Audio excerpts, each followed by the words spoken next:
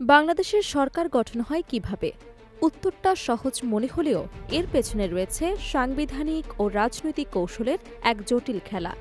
জাতীয় নির্বাচনের পর কার হাতে যাবে রাষ্ট্র পরিচালনার দায়িত্ব আর কে বসবেন প্রধানমন্ত্রীর সম্মানজনক চেয়ারে, তা নির্ধারিত হয় নির্দিষ্ট কিছু গাণিতিক ও আইনি প্রক্রিয়ার মাধ্যমে। ৩০০ আসনের সংসদে ম্যাজিক ফিগার ১৫১ অর্জনের লড়াই থেকে শুরু করে জোট গঠনের সমীকরণ পর্যন্ত। বাংলাদেশের সংসদীয় গণতন্ত্রে মোট সংসদীয় আসন সংখ্যা ৩০০টি। সংবিধান অনুযায়ী যে দল বা জোট এই ৩০০ আসনের মধ্যে অন্তত ১৫১টি আসনে জয়লাভ করবে তারাই সরকার গঠন করার অধিকার পাবে। একে বলা হয় নিরঙ্কুশ সংখ্যাগরিষ্ঠতা। যদি কোনো দল এককভাবে এই সংখ্যা নিশ্চিত করতে পারে তবে তাদের জন্য রাষ্ট্র পরিচালনা ও আইন পাশ করা অনেক সহজ হয়। কিন্তু প্রশ্ন হল, যদি কোনো দল একা ১৫১টি আসন না পায় তখন কি হবে? এমন অবস্থায় শুরু হয় রাজনৈতিক মেরুকরণ ও জোট গঠনের চেষ্টা। যখন কোনো দল একক সংখ্যাগরিষ্ঠতা পায় না তখন সমমনা দলগুলো মিলে নির্বাচন পরবর্তী জোট তৈরি করে।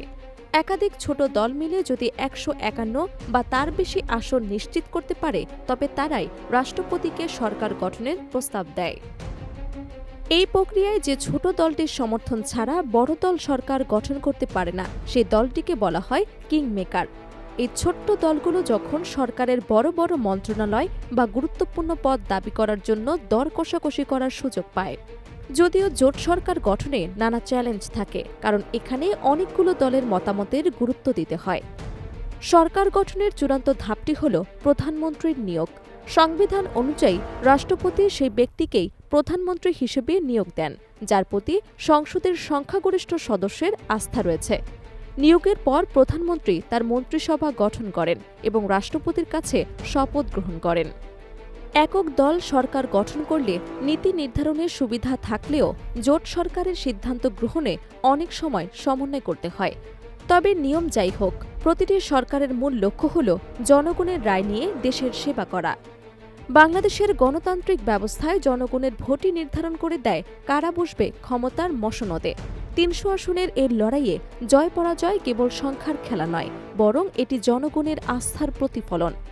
নির্বাচনের পর রাজনৈতিক দলগুলোর কৌশল যাই হোক না কেন, চূড়ান্ত ক্ষমতা থাকে জনগণের হাতেই।